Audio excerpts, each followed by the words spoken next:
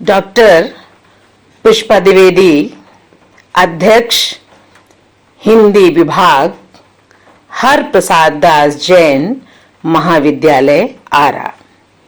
स्नातकोत्तर हिंदी सेमेस्टर द्वितीय, प्रश्न पत्र छठा, भक्तिकालीन हिंदी कविता के अंतर्गत बच्चों, हम लोगों ने मीराबाई के पदों का अध्ययन किया है और आज हम आगे के पदों का अध्ययन करेंगे जो आपके पाठ्यक्रम में अभी बचे हैं। तो हमारे व्याख्यान का विषय आज है मीराबाई के पद। सर्वप्रथम हम जिन पदों का अध्ययन करेंगे उसका आदर्श वाचन करने जा रहे हैं। उसको आप लोग ध्यान से सुनिए और उच्चारण को विशेष रूप से उस पर ध्यान अपना केंद्रित करिए। मन थे परस हरि रे चरण, सुभग शीतल कमल कोमल जगत ज्वाला हरण। इण चरण प्रहलाद परस्या इंद्र पदवी धरण, इण चरण ध्रुव अटल करस्या शरण असरण शरण। इण चरण ब्रह्मांड भेट्या नख शिखा गिरि भरण, इण चरण काल्याणाथ्या गोपी लीला करण।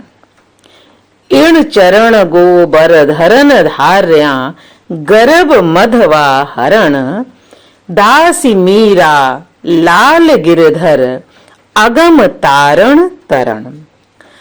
बच्चों, प्रस्तुत पद में मीराबाई ने अपने आराध्य, अपने इष्ट के चरण कमलों की विशेषता बताई है कि जिन चरण कमलों की वो वंदना करती हैं, जिसकी वो दीवानी है, उन चरणों ने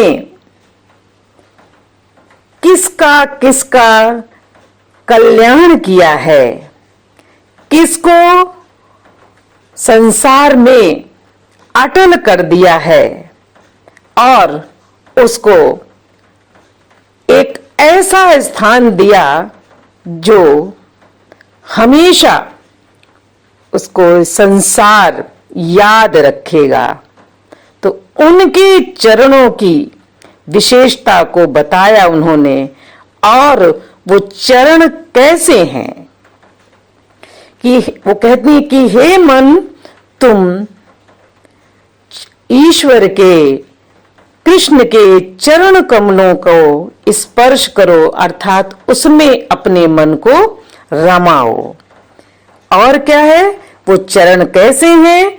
सुभग शीतल कमल कोमल, सुभग सुंदर शीतल और कमल के समान कोमल हैं। साथ ही उन चरणों की, उनके इष्ट की क्या विशेषता है कि वो जगत ज्वाला हरण, इस संसार के तीनों ताप, तीन प्रकार के ताप होते हैं, दैहिक, दैविक और भौतिक।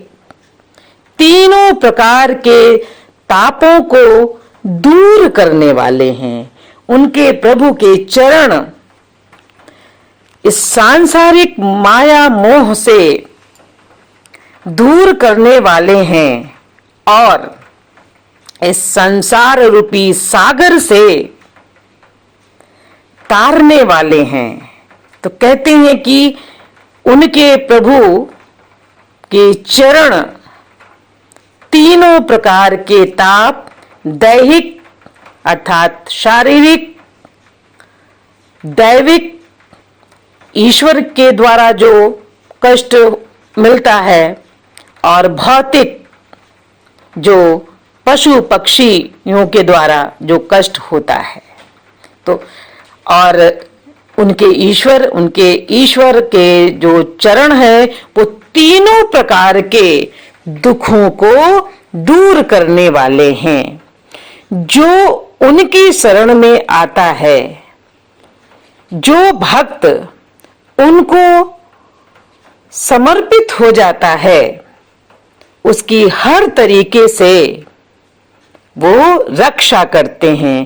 कैसे?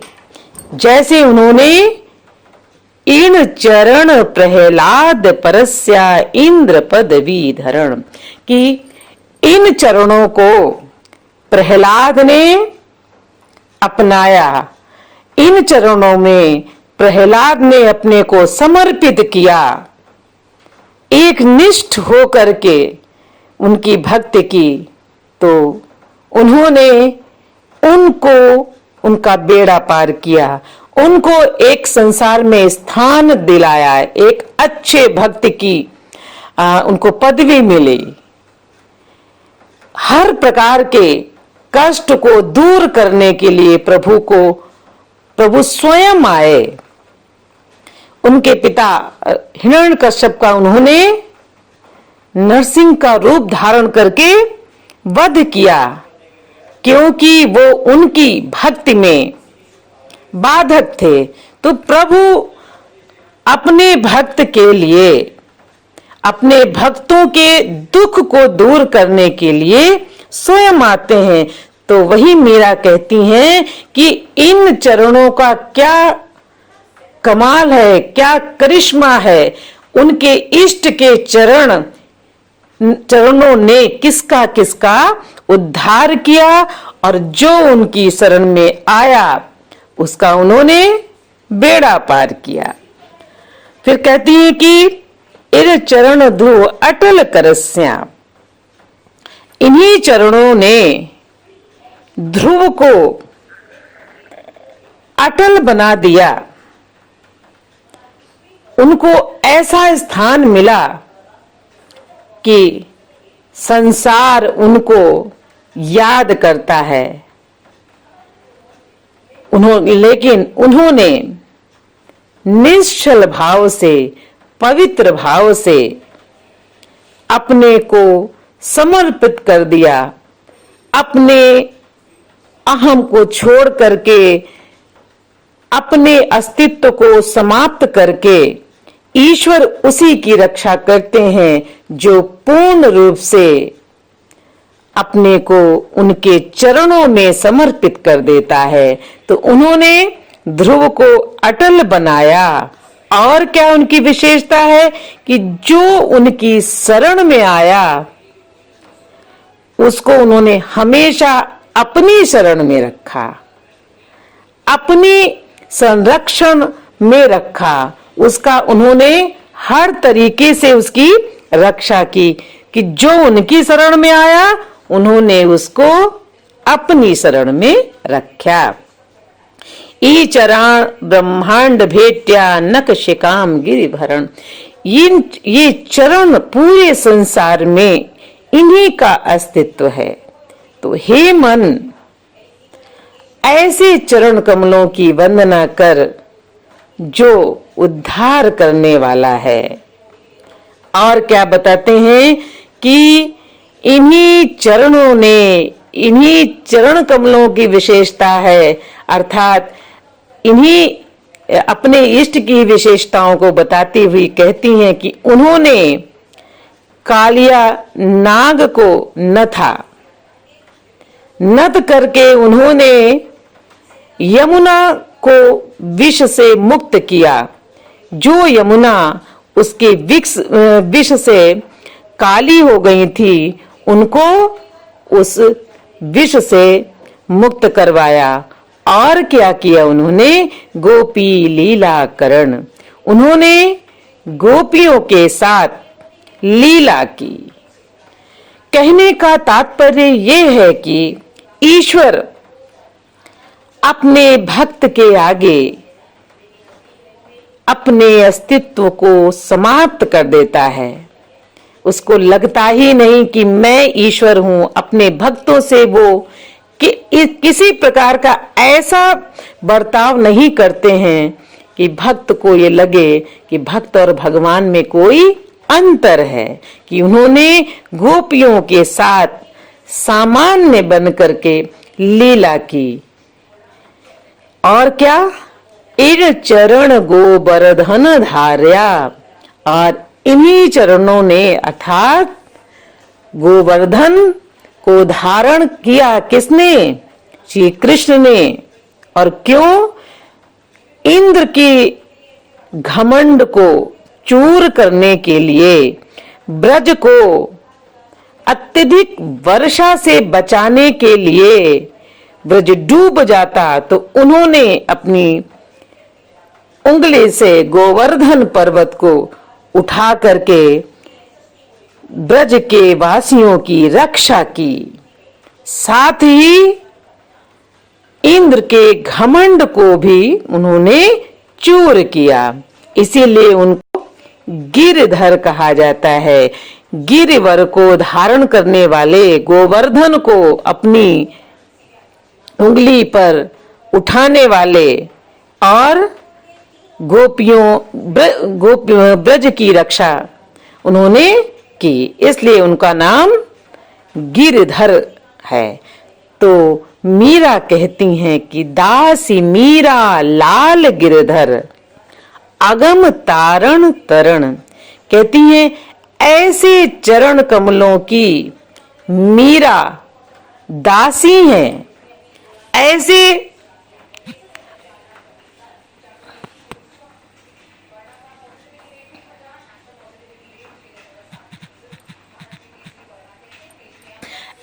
चरण कमलों की मीरा दासी हैं कि दासी मीरा लाल गिरधर अगम तारण तरण। कैसे चरणों की मीरा दासी हैं? जिन्होंने गोवर्धन पर्वत को उठा करके ब्रज की रक्षा की, ब्रजवासियों की रक्षा की, और वो इस संसार रूपी समुद्र से पार करवाने वाले एक बेड़े के समान हैं। और क्या है कि वो यहाँ तो रक्षा, इस लोक में तो रक्षा अपने भक्त की करते ही हैं, साथ उस लोक में भी उसके लिए बहुत ही सुंदर स्थान देते हैं। कुल मिलाकर के बात है कि जो ईश्वर की शरण में चला जाता है, ईश्वर के चरण कमलों में अपने को समर्पित कर देता है, इसके बाद व्यक्ति का काम खत्म। ईश्वर उसके लिए नए नए मार्गों का चयन करता है कि किस मार्ग से जाने में उसको कष्ट का अनुभव नहीं होगा, कष्ट नहीं होगा, वहां से ईश्वर अपना कार्य करता है। कहते हैं ना, जब व्यक्ति के अंदर ये भाव होता है कि मैंने इस कार्य को किया, जब ये मैं उसके अंदर होता है तो ईश्वर अपना कार्य करना बंद कर देते हैं। लेकिन जैसे ही व्यक्ति का मैं समाप्त होता है, ईश्वर अपना कार्य शुरू कर देते हैं और उसकी चिंता भी वही करते हैं। गोस्वामी तुलसीदास, जिन्हें रामचरितमानस में ये अरण्य कांड में है कि जब उन्होंने स्वयं कहा है कि भक्त जब पूर्ण रूप से हमारे ऊपर आश्रित हो जाता है तब मैं उसकी रक्षा करता हूं, लेकिन जब वो अपने बुद्धि और विवेक का सहारा लेकर स्वयं कार्य करता है तो मैं वहां उसके कार्य में कोई हस्तक्षेप नहीं करता हूं। तो बच्चों, आप ये देख रहे हैं कि प्रस्तुत पद में मीरा ने अपने इष्ट के चरण कमलों की विशेषताओं को बताया है। और वैसे भी जिस भक्त का जो इष्ट होता है, जो उसका आराध्य होता है, तो निश्चित कोई भी व्यक्ति अपनी वस्तु को खराब नहीं कहता है। क्यों? क्योंकि वो उसका सबसे प्रिय होता है, इसीलिए वो उसका आराध्य होता है। और अपने आराध्य में किसी को कोई कमी नजर नहीं आती है। तुलसीदास जी ने राम को सराहा, सूरदास ने कृष्ण को सराहा, और मीरा तो उनकी पूर्ण समर्पिता थी। पूर्ण रूप से उन्होंने अपने को समर्पित कर दिया है। तो यहाँ पर बच्चों, मीरा ने अपने इष्ट की चरण कमलों की विशेषताओं को बताया है। साथ ही उन्होंने ये बताया है कि मैं जिस चरण कमलों की वंदना करती हूँ, उनकी आराधना करती हूँ, उनके जिन चरण कमलों की शरण में हूँ, उसकी पूजा करना मेरे लिए सौभाग्य की बात है। और ये एकाधिकार तभी होता है जब व्यक्ति अपने को पूर्ण रूप से ईश्वर के चरणों में समर्पित कर देता है।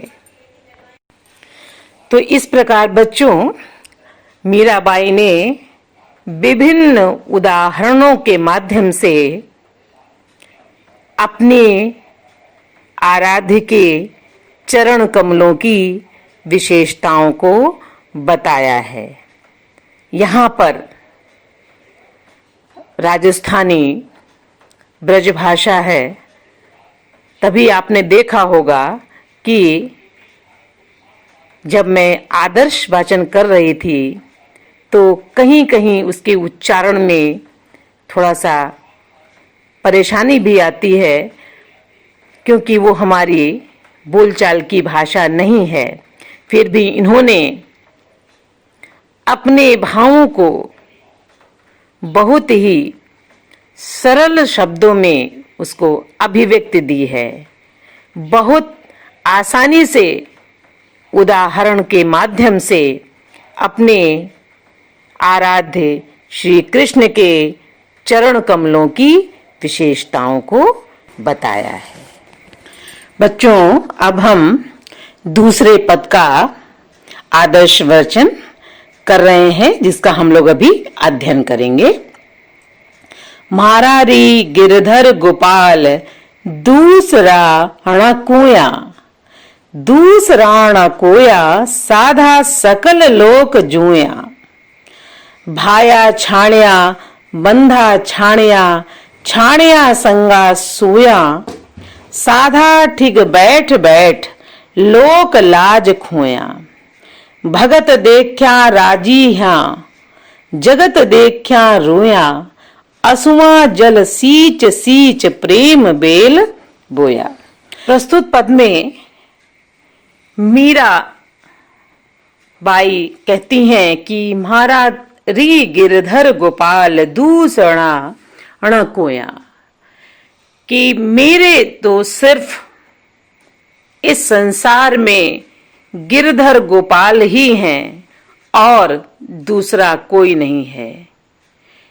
बचपन में ही ये अपने दादाजी के साथ सत्संग में जाती थीं और बहुत ध्यान से अपने आराध्य की बातों को सुनती थीं, उनकी विशेषताओं को सुनती थीं। तो बाल्यकाल से यह कहा जाए कि उनके घर का वातावरण भक्तिमय था, इसलिए इसका प्रभाव बचपन से ही उनके मन मस्तिष्क में छा गया था।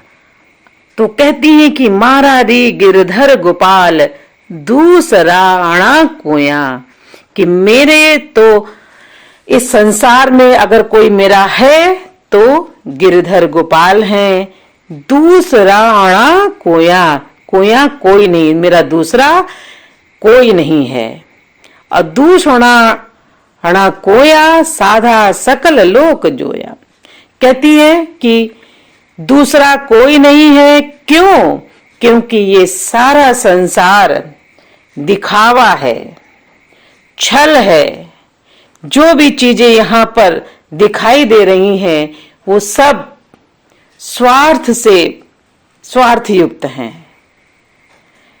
किसी का किसी से कोई भी संबंध है, कोई भी रिश्ता है तो वहां सिर्फ स्वार्थ है। इसलिए वो इस स्वार्थ में संसार से उनको विरक्ति हो गई थी और उन्होंने कहा कि नहीं, इस दुनिया में मेरा कोई नहीं है, सिर्फ गोपाल हैं हमारे। पूर्ण रूप से उन्होंने अपने को समर्पित कर दिया। अभी आपने जितने भी इसमें पदों का अध्ययन किया है तो मीरा की जो भक्ति है वो पूर्ण समर्पण की भक्ति है। उन्होंने सांसारिक वैभव का त्याग किया, राजसी जीवन को त्यागा, गृहस्थ जीवन से उनका कोई लगाव नहीं रहा और उनको एक प्रकार से विरक्ति हो गई इस छलावा भरे संसार से। कहती हैं कि मैंने भाया छाड़ा, बंधा छाणया, छाणया संगा सोया, कि मैंने भाई को छोड़ा, बंधु बांधवों को छोड़ा और सारे लोगों को मैंने छोड़ दिया और मुझे इसका कोई दुख नहीं है। कभी आप सोचते ना कि आपको लगता है कि नहीं, मैंने इस संसार में जो हमारे नाते हैं, रिश्ते हैं, तो आपका कभी हृदय करता है, सोचता है कि नहीं, मैंने इसके साथ में अपने रिश्ते का निर्वाह नहीं किया। वो कहती हैं कि मैंने सब कुछ छोड़ दिया और मुझे कोई इसका दुख भी नहीं है, छोड़ने का मुझे कोई दुख नहीं है। साधा ठींग बैठ बैठ लोक लाज खोया, कि मुझे लोक लाज का भी ध्यान नहीं कि क्या हमको साधु संतों के साथ में बैठना चाहिए कि नहीं। वो प्रेम में इतनी मग्न थी कि उनको किसी चीज का उनको ध्यान नहीं था। और वो कहती हैं कि किसका ध्यान करूं जब मेरा कोई नहीं है, किसकी मर्यादा को मैं बचाऊं। मेरी वजह से अगर मैं साधुओं की संगत में बैठ रही हूं तो इसमें किसकी मर्यादा जाएगी जब मेरा कोई है ही नहीं। तो उन्होंने कहा साधु की संगत मैंने की, उनकी सत्संगत की, उनके साथ में घूमने लगी और अपने प्रिय का गुणगान करने में मुझे कोई दुख नहीं है और ना कोई मुझे इस संसार की चिंता है कि वो संसार मुझे क्या कहेगा। और ये स्थिति तब आती है जब ईश्वर के प्रति व्यक्ति का पूर्ण समर्पण होता है। उसको ये संसार की सारी चीजें मिथ्या लगती हैं। इस मिथ्या भरे संसार से जब उसकी विरक्ति हो जाती है तभी प्रभु के चरणों में ध्यान लगता है। और देखा भी जाए कि संसार की जितनी भी वस्तुएं हैं सब स्वार्थ के वशीभूत हैं। तुलसीदास जी ने तो कहा है ना कि ये हे मन, तुम इस स्वार्थ में संसार को छोड़ दो। क्यों? क्योंकि ये एक न एक दिन तुमको छोड़ देंगे, तुम्हारा अपना शरीर ही काम करना छोड़ देगा। तो अभी से क्यों नहीं इस स्वार्थ भरे संसार से अपना नाता तोड़ लेते हो। तो यहाँ पर ये भक्त हैं और भक्त हृदय जो होता है वो अपने आराध्य के सिवा किसी का भी ध्यान करना नहीं चाहता है। कहती भगत देख्या राजी, हाँ जगत देख्या रोया। उन्होंने जगत को देख करके इस स्वार्थ में संसार को देखकर उनका हृदय दुखी हो जाता था और वो उनको अच्छा लगता था। तो क्या भक्ति, और भक्ति किसकी? श्री कृष्ण की। उन्होंने अपने पूरे जीवन को समर्पित कर दिया और अगर वो जीती थी तो अपने प्रभु के लिए। कई पद उनके ऐसे हैं जहां वो कहती हैं कि हे प्रभु, मैं तुम्हारे दर्शन के लिए हाथ जोड़ करके तुम्हारे मार्ग को निहारती रहती हूँ, लेकिन दर्शन नहीं होता है, हैं? तो भगत देख राजी हाँ, जगत देख क्या रोया। संसार को देख कर उनका हृदय विदीर्ण हो जाता था, हृदय विचलित होता था संसार, इस स्वार्थ में संसार से। इसीलिए उन्होंने अपना नाता तोड़ लिया। और क्या कि वो कहती हैं अंत में कि असुआ जल सींच सींच प्रेम बेल बोया, कि मैंने प्रेम की बेल को, श्री कृष्ण के प्रति प्रेम की जो बेल है उसको किससे सींचा है? अपने आंसुओं से सींचा है। और अब वो बेल इतनी फलित हो गई है, फल फूल रही है कि मुझे अब किसी बात की कोई चिंता नहीं कि आंसुआ जल सींची सींची, मैंने अपने आंसुओं के जल से प्रेम की बेल को बोया, सींचा, और अब तो वो बेल फलित हो गई है। तो अब क्या होगा? उनको आनंद की अनुभूति होगी। जैसे आप किसी वृक्ष को लगाइए और इसके बाद क्या होता है कि जब उससे फल, वो वृक्ष फल देता है, तो जिस चीज की अनुभूति होती है, वैसे भी किसी वृक्ष में लगे हुए फल इतने सुंदर लगते हैं या इतना हृदय को आनंदित करते हैं। और वो जब आप अपने से उस पेड़ को लगाइए तो कभी भी आपका मन ये नहीं करेगा कि आप उस फल को तोड़ें। तो उन्होंने कहा कि अब मुझे इस संसार की कोई चिंता नहीं, कोई फिक्र नहीं, मुझे कोई लोक लाज नहीं। क्यों? क्योंकि मेरा जब कोई है ही नहीं तो किसके लिए लोक लाज, किसके लिए मर्यादा? मेरी अपनी कोई मर्यादा मेरी नहीं बची। लोगों ने कहा कि नहीं, इन्होंने कुल की मर्यादा का ही नाश कर दिया।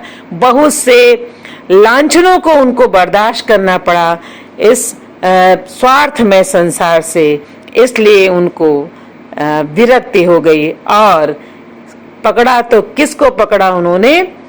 इस पूरे संसार के मालिक, इस जगत के जो स्वामी हैं, उसको उन्होंने चुना, उस मार्ग को चुना, उसके चरण कमलों को चुना और पूर्ण रूप से अपने जीवन को समर्पित कर दिया। और कहती अब मुझे कोई चिंता नहीं, क्योंकि हमारी प्रेम की बेल, कृष्ण के प्रति जो प्रेम की बेल है, वो अब हरी भरी है।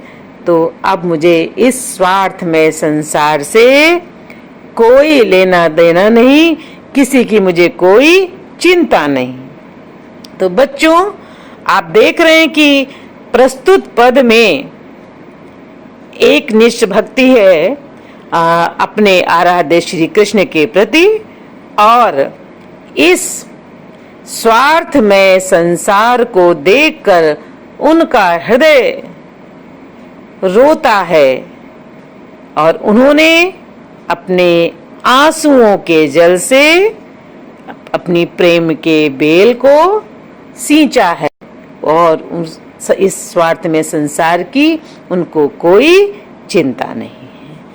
तो बच्चों, अब हम यहीं पर अपने व्याख्यान को समाप्त करते हैं।